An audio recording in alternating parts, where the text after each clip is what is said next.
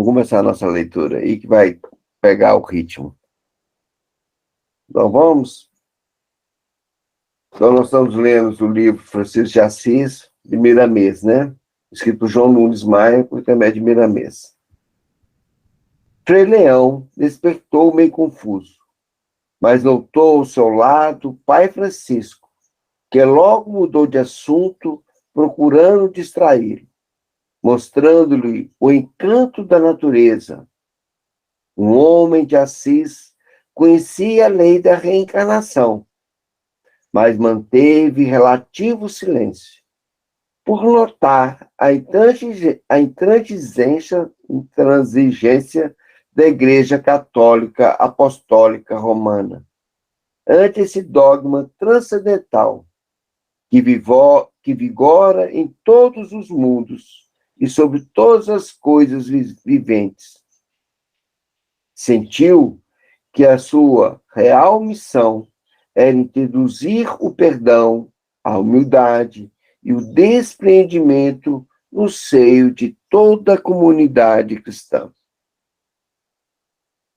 Quando ele já era olhado pelos príncipes da igreja como quase um herege, e seria ainda mais se falasse de vidas sucessivas. Verdade que abalaria todos os dogmas de fé da religião oficial de Roma. O franzino gigante de Assis era vindo com a igreja a que pertencia, quando as bulas e pastorais ensinavam o amor e a caridade. Porém, se saísse do clima do Messias, da pureza que o mundo e os homens podiam suportar, ele se perdia no oceano da sua grande humildade. Os impulsos do cristianismo primitivo lhe subiam a mente e o coração, batia descompassado. No entanto, o poder grandioso de obediência que vibrava em sua alma fazia com que entrasse no perdão no mais terno equilíbrio. Que sabedoria, né, gente? Todavia, não se calava diante dos seus superiores e a favor da natureza doutrinária no âmbito que lhe competia viver, dava a sua opinião. Sabia que influía sobremaneira nas consciências dos fiéis, e por esse senso de justiça e de equidade, de elevação dos conceitos cristãos, era respeitado pelos representantes do clero mundial e até muitas vezes temido.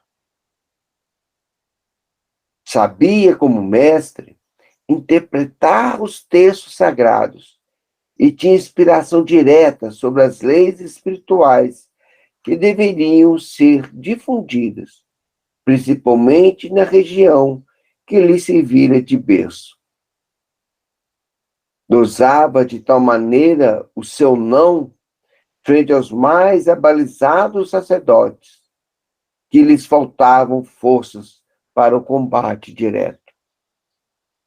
E com isso, o poder e o nome do cantor divino granjeava amizade na sua pátria e fora dela, pela força do amor. A comunidade de Francisco somou mais de 200.000 franciscanos, empenhados em fazer conhecido o Cristo, não aquele mestre crucificado e sofrido. Levar um Cristo alegre e operante, sábio e livre da ignorância humana, a todas as nações. E Frei Leão, o mesmo Pátios que acompanhara João Evangelista à ilha solitária, cujas faculdades atingiu o ápice, continuou servindo de instrumento para servir o mestre a quem tanto amava. Que benção, né? um encontro sublime. Foi na igreja de São Rufino o primeiro encontro espiritual de Clara com Francisco. Ele, naquela noite memorável, se dispusera a falar aos irmãos de Assis. Formosa, nos seus 17 anos, ela era dona de altos sentimentos que embelezavam e iluminavam a sua própria alma. Era dotada de candura inexplicável e sua formosura atraía os olhares. Por ser sua beleza uma nesga por onde passavam as claridades espirituais. Seus olhos mostravam a quem se contemplasse a existência do céu. E se não for demais comparar, pareciam duas estrelas, senão sóis, que prometiam a mais alta esperança aos sofredores e aos que se apaixonavam pelos mistérios. Seus cabelos pareciam luminosos, como que servindo de antenas da alma, que buscavam inspirações mais altas para falar aos homens, em todas as direções do entendimento. Clara era uma ave do céu a pousar na terra, onde a ignorância se encadeava em todos os países, onde as próprias religiões manifestavam poderes extraordinários, formando guerras e levantando tribunais, cujos frutos eram o sofrimento e a depravação. Em nome daquele que era todo amor e perdão, Clara era uma flor da mais pura árvore da vida, a árvore do amor. Francisco, vivendo na mesma cidade em que nasceu essa moça encantadora, a conhecia desde menina, pois também era de família abastada. Porém, o impulso espiritual destes dois seres somente se deu quando ele falava no templo de São Rufino. Francisco estava acompanhado de vários companheiros de trabalhos espirituais que o secundavam em orações, e o silêncio era a tônica do ambiente. A comunidade já se encontrava preparada para todos os avanços, no sentido de pregar o Evangelho de nosso Senhor Jesus Cristo. Foram 6 meses de convívio com Francisco, em regime de urgência, como lhe pedira Jesus. E a mostra do capítulo anterior correspondia a uma noite de permuta de experiências, onde a intuição era mais visível do que a própria presença dos frades. Francisco, sem querer, foi levado. A Ana levantou a mão. Desculpa. Foi, Ana. Oh, desculpa, eu bati sem querer. Francisco, sem querer, Francisco, sem querer, foi levado pela destra para o local de destaque na pequena capela, por Frei Leão, que lhe sussurrava ao ouvido.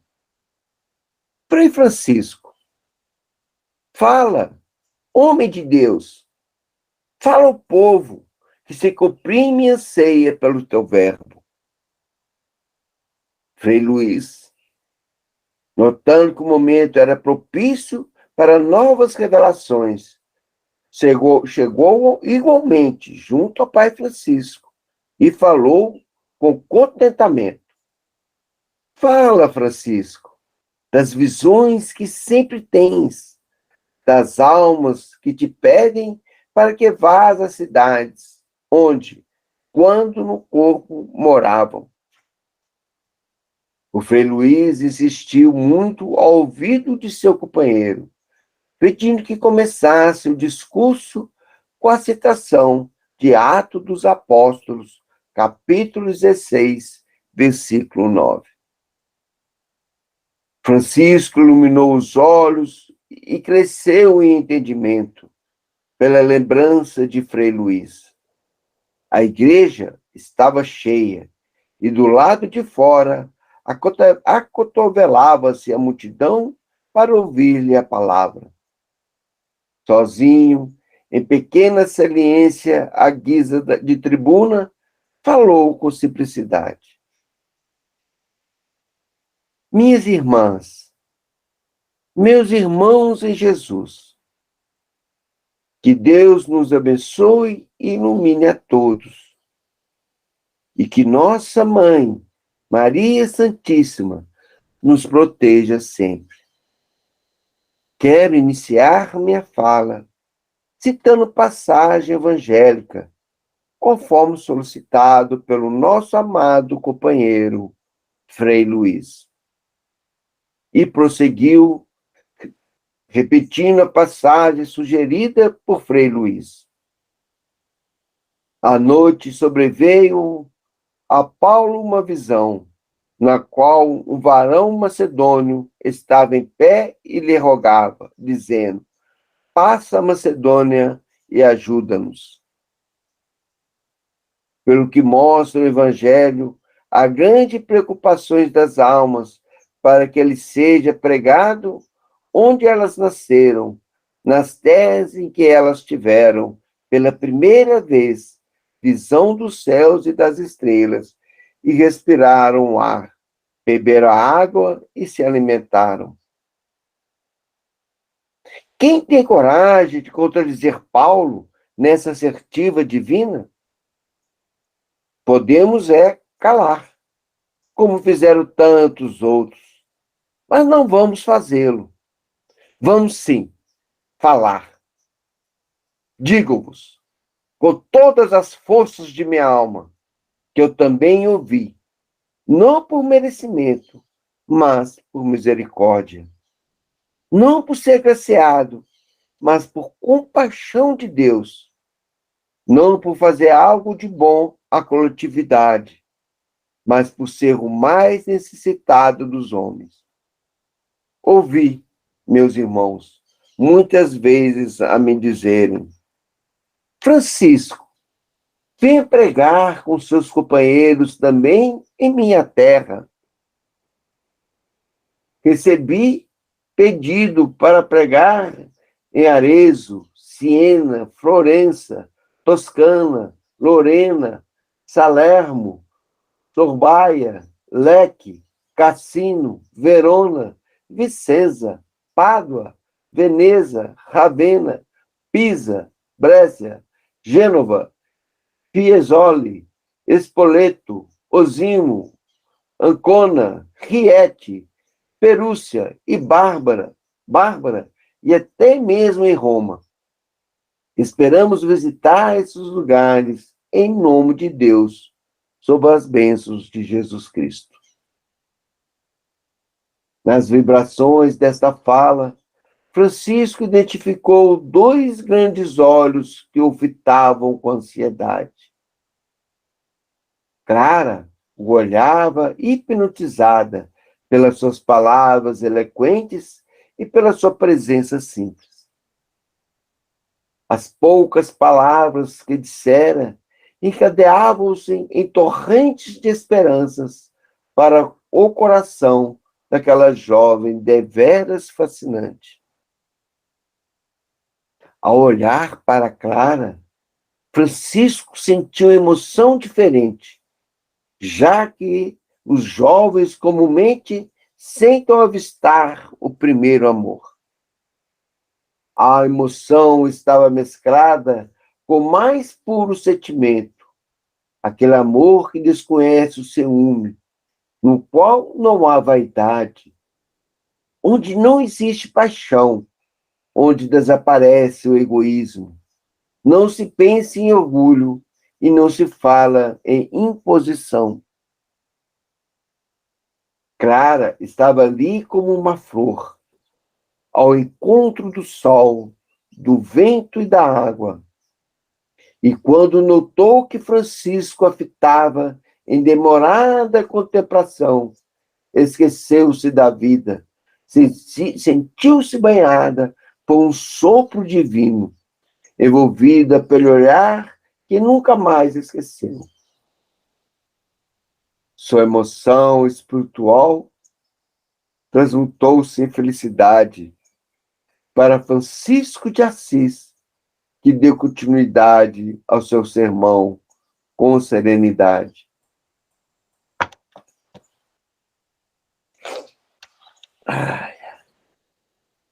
Minhas irmãs, meus irmãos, em Jesus Cristo, além de fazer a vontade dessas almas de todos esses lugares que nos pedem para pregar o Evangelho em suas terras, vamos cumprir outro mandato que o próprio Evangelho nos pede e nos ensina em favor dos que sofrem e dos que choram. Ouvi do nosso querido Frei Luís, que possui memória privilegiada, o registro de Paulo em sua primeira epístola a Timóteo, no capítulo 4, versículo 14. Não te faças negligentes para com o dom que há em ti, o qual te foi concebido mediante a profecia, com a imposição das mãos do presbítero. Vamos impor as mãos nos enfermos, pedindo a Deus para eles a cura. Vamos impor as mãos aos endemoniados para libertá-los das angústias. Vamos impor as mãos sobre os encarcerados para que eles melhorem os corações e sobre os infortunados para aliviar os seus fardos. E é do agrado de Jesus Cristo que nos confraternizemos uns com os outros, amando os nossos semelhantes como a nós mesmos e amando igualmente a Deus. A comunidade de que fazemos parte tem o dever de levar a esperança aos sofredores, pão aos famintos, vestes aos nus, consolo aos encarcerados. Temos o maior dever em Jesus Cristo de dar o exemplo de amor antes da palavra e de caridade com obras, porque dessa maneira poderemos comover os que estão nos palácios, fartos de tudo, mas inquietos de consciência.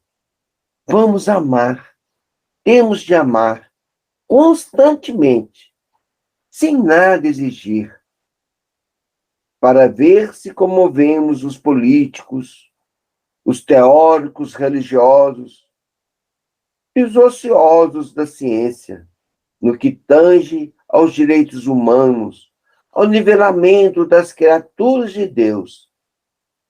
Temos de viver juntos com todos os infortunados, dia a dia, para que eles também passem a compreender a grande necessidade da educação, da tolerância e da confiança em Deus. O orgulho no rico é esperado, mas no pobre é falta grave, porque a pobreza já é instrumento para que o pobre entenda o valor da verdadeira humildade. O egoísmo no rico é esperado, mas o pobre egoísta comete falta grave, porque a pobreza, no sentido a que nos referimos, é para educá-lo nas linhas do desprendimento. Meus filhos, amamos a pobreza fielmente, mas não a inércia. Amamos a pobreza, mas não a miséria, nem a sujeira.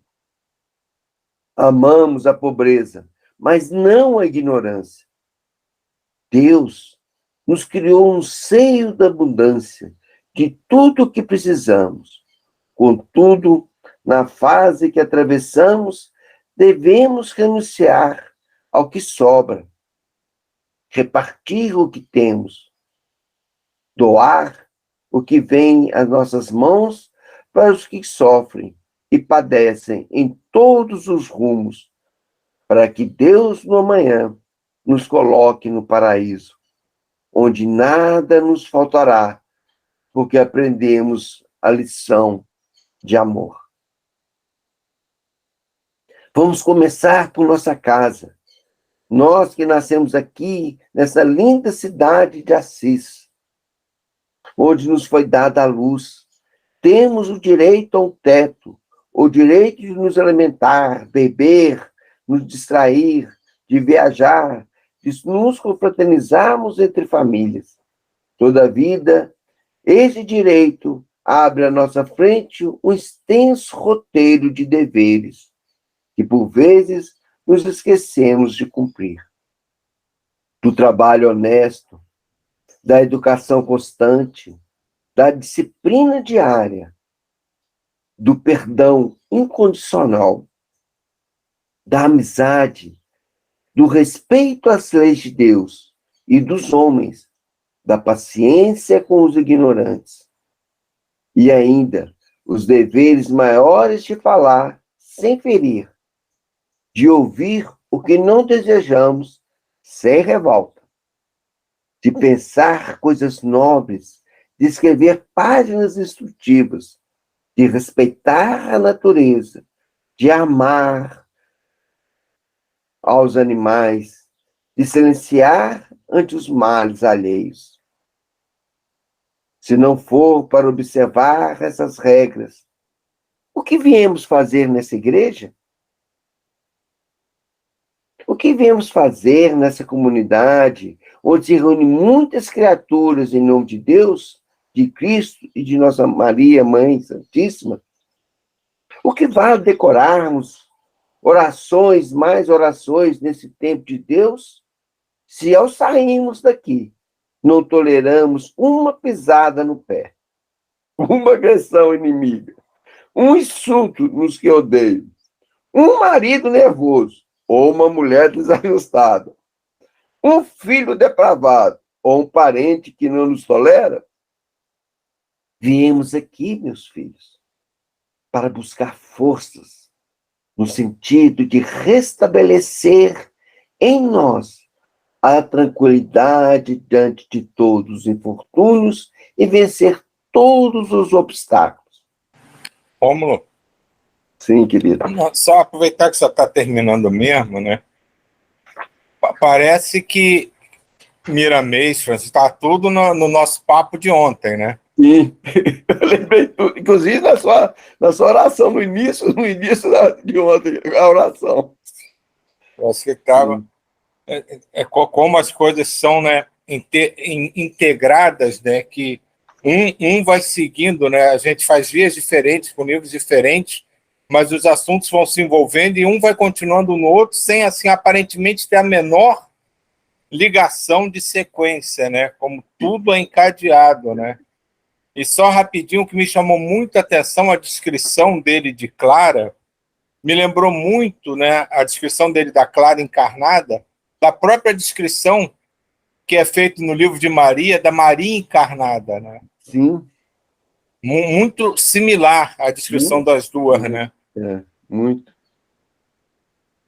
Inclusive, eu lembrei também, estou até com o livro de Maria aqui, ó, e aí, quando ela chega, eles falam do olhar, da simplicidade dela, mesma coisa.